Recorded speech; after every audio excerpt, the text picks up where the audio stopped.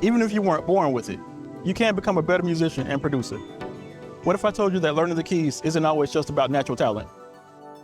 As a kid growing up in church, I used to hear so many older musicians tell their stories about how they would just jump on the instrument for the first time and they just instantly had the ability to play. And although that was their story, and that was great for them, I have to admit that for a kid who wanted to learn to play the keys, that was pretty discouraging for me because, well, that just wasn't my story. It seemed that no matter how much I prayed and hoped and wished, and had faith, and then prayed some more, that I would just wake up one day with the ability to play. It just didn't happen that way for me. So what if you're like me and you weren't born with it? What if you've tried and tried, but it feels like you just don't get it? Or it seems like you just can't seem to grow as a musician? Well, now that this kid has grown up and fulfilled his dream of becoming a music producer, and one who's gotten a lot better on the keys, I want to give you the keys to becoming a better musician and producer. The keys that I wish someone had taught me a lot sooner.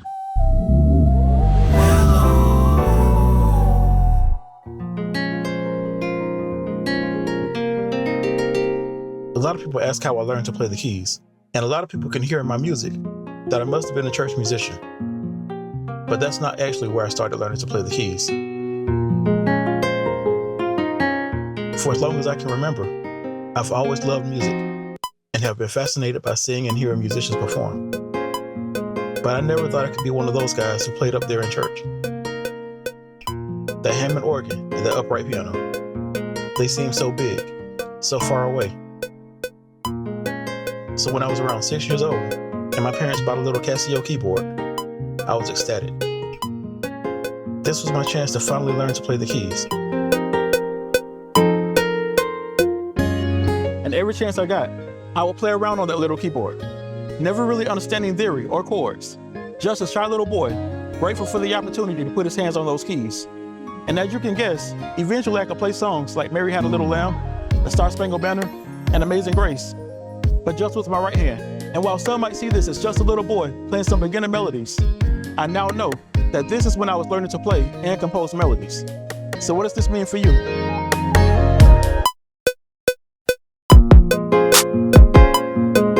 Well, if you're someone who's been trying to grow as a musician or producer, let's go back to the basics. If you really want it, the first tip I give is to simply remember your love for music.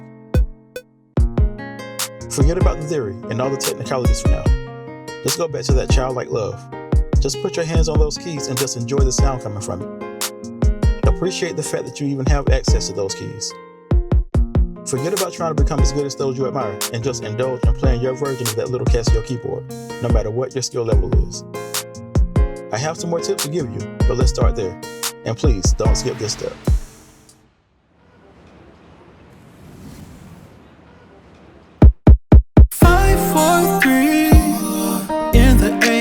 Looked over at my phone and there was no alarm. Real quick, music fam, as promised, I'm going to start promoting my music releases and my videos more often. I know I have a lot of people who watch my videos who would love to hear and support my music. Well, I recently released my first single, Think of You, from my album, Not Afraid to Love. I'm going to put a link to it in the description, but you can find it on all streaming platforms. I hope you guys enjoy it, and as always, thank you from the bottom of my heart for your support. Maybe I'm tripping, maybe I'm bugging, maybe I'm slipping, maybe it's nothing. But ever since this morning when I woke up, all I'm thinking about is you. Oh, maybe I'm tripping, maybe I'm bugging.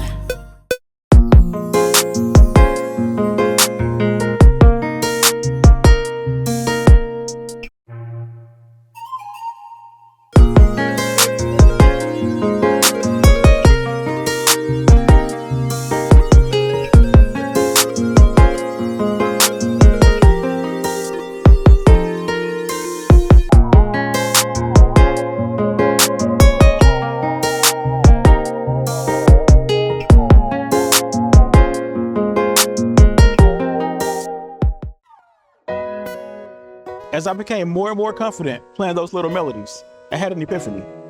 I realized that I also had a left hand, and that I should probably use that hand too. So I eventually began to awkwardly add my left hand into the equation, but not chords though, just one note.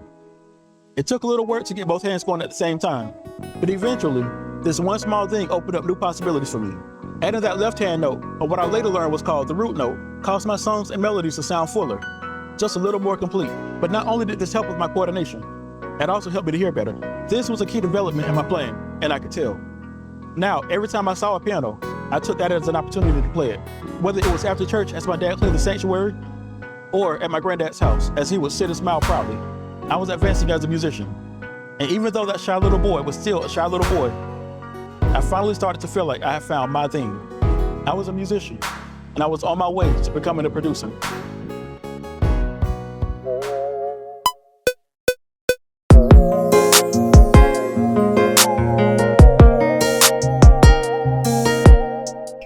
Now, I don't believe that some of these things I'm talking about can be rushed, but I do think you can take some of these things I learned and speed up your process.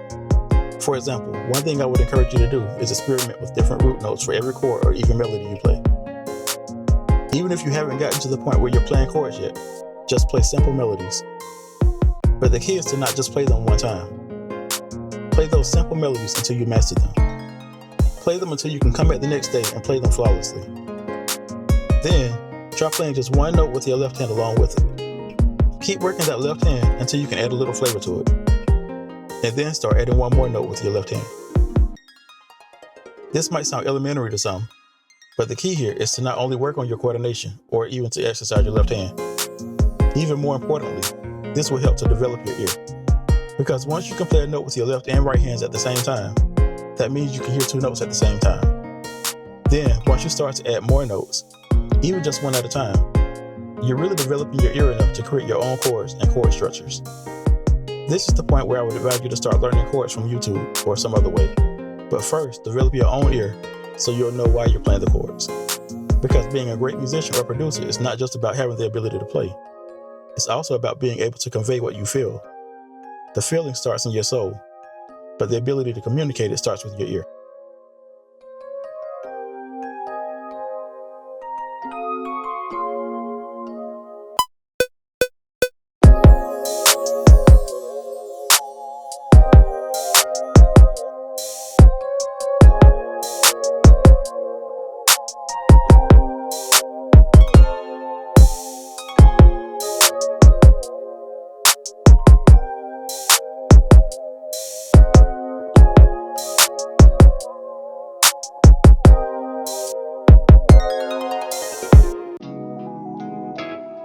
Now, to continue the story, I have to tell you that I started playing the saxophone in the 6th grade, and I was a natural. I remember when my class was trying out the different instruments to see what each student would play. When I blew into that saxophone for the first time, that was it. It was just natural. So this led to my band teacher, Mr. James Bell, keeping me after school every day and giving me private lessons for free. He taught me jazz and how to improvise, and he also taught me melodies, and he just enjoyed sitting there playing that piano while I played the saxophone. He even accompanied me during my talent show.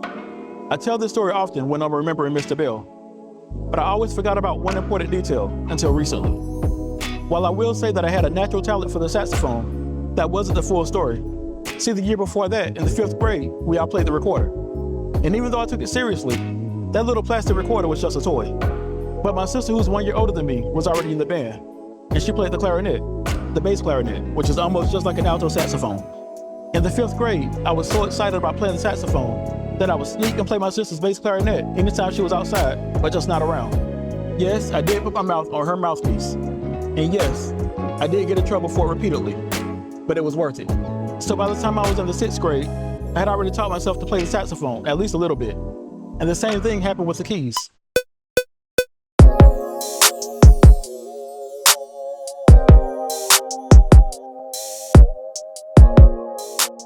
One day when I was a teenager, my parents founded a church and became pastors. So instantly, my sister became a worship leader, my brother became a drummer, and I became not only the church's keyboardist, but also the minister of music. But I had never played the keys in church, only the saxophone. And I was very limited in my keyboard playing. I was truly not ready. I was actually pretty bad compared to other church musicians I knew.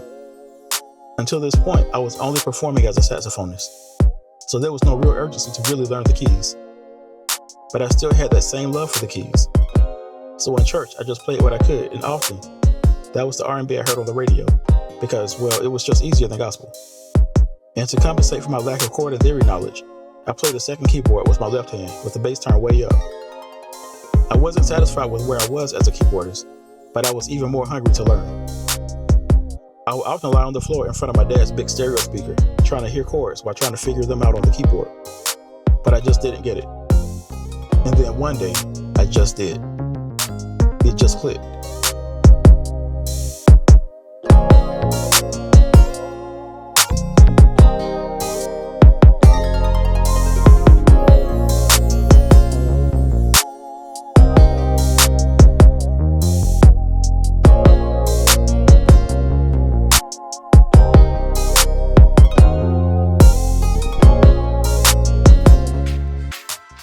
I was lying on the floor one night trying to learn some gospel chords, and all of a sudden I just heard it.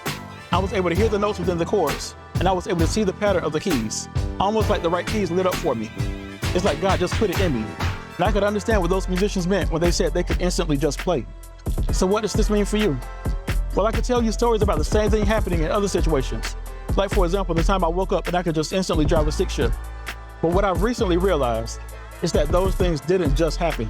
Before those things just clicked, before God gave it to me, I had to put forth some effort. I did the best that I could do with what was given to me. That little Casio keyboard, that recorder, and my sister's bass clarinet. And when I reached the end of my ability, and when I didn't give up, that's when God stepped in and gave me the ability.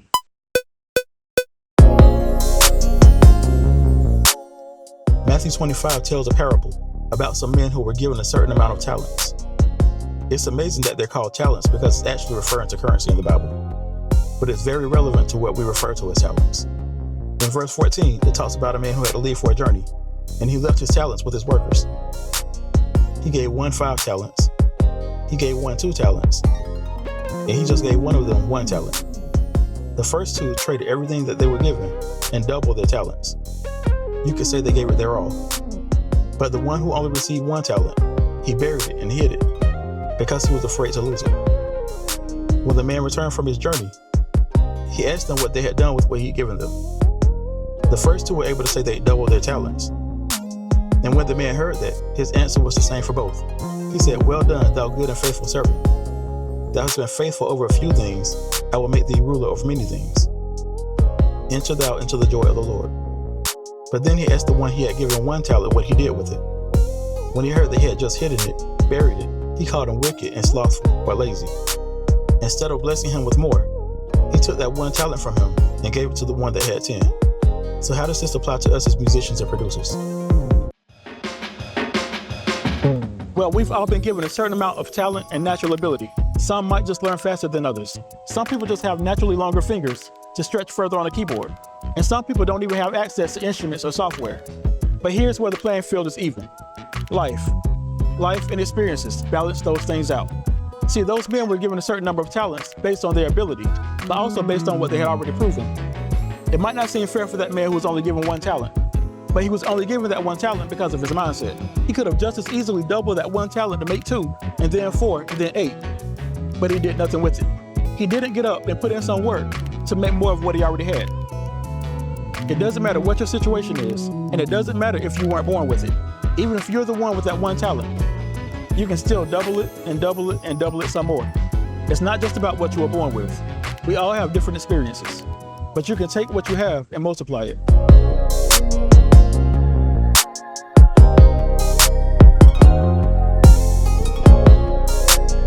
Even though it seemed like just yesterday, I came up in a different era. There was no YouTube when I started learning to play the keys. And even though it's easier now than ever to find the information on how to play, I also think this abundance of information creates a sense of urgency to be the best. Because so many people now have the same access to the same information, we now have an abundance of super talented musicians. And because you have so many amazing musicians right in front of you, it can make you feel like you'll never add up. At the same time, it can make you a little lazy. Because instead of having to pay for courses or lessons, you know the information will always be right there. Those things can put you in the cycle of starting and stopping, which means you never put the reps in to really grow. For those of you who are frustrated because you think you're moving too slow, here's what I'd suggest. Remember my learning process, my experience. Just a kid who loved music and wanted to be a producer one day. A kid who would just sit there playing the same phrase for hours, simply because it felt good.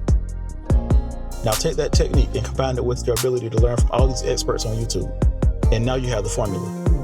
Don't worry about how long it takes, because remember, there's always that aha moment. Just keep going and enjoy what you're doing throughout the process. You probably won't even think about how long it's taking you or realize how good you're getting at what you do until others start to take notice. And when they do, stay humble and keep putting the work in, and you'll never stop growing.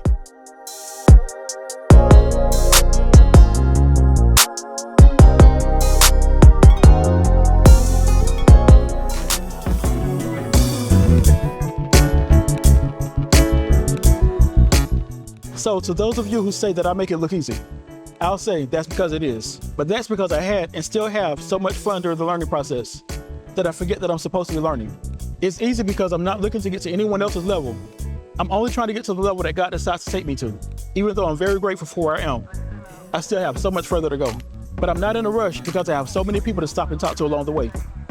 If I only look forward to that one destination of getting better on the keys, and I never take the time to look around at my brother and sister who need help, a little bit of encouragement, or even stop for a pit stop and let somebody else encourage me sometimes, I really don't see the point, because what's the point of you getting better if you can't help somebody?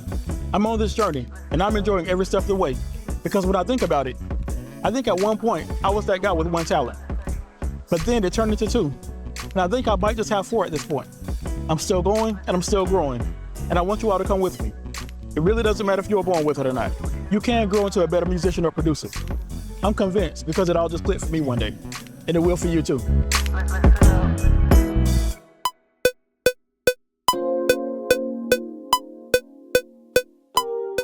Now, the sole purpose of these videos is to share some of my experiences and even mistakes that I've learned from, so that your journey can be a little bit more streamlined. I want to give you what I wish someone had given me as a producer, and I want to do so in a way that will leave you feeling motivated, inspired, and just overall in a better mood. If I can do that, I feel that my purpose has been fulfilled. And it doesn't matter how old or how young you are. You might even have more experience than me. But if you're a lover of music or just positivity in general, we have something in common. So drop me a comment below and show some love. But if you've been watching this channel, you know that I always refer to you as Music Fam, and that's very intentional.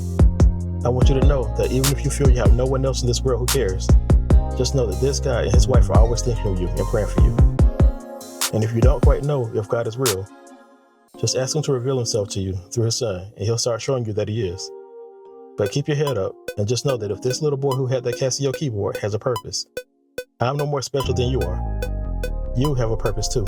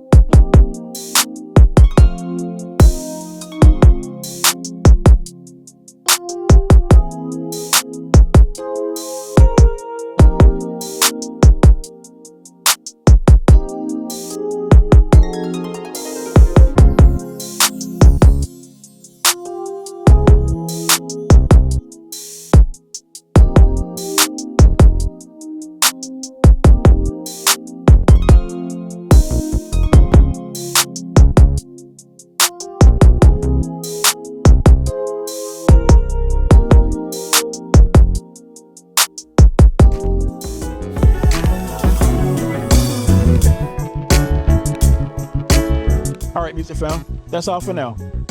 But I hope you understand that this didn't just apply to music. If you enjoy this type of content, don't forget to like and subscribe. And until next time, you all be blessed.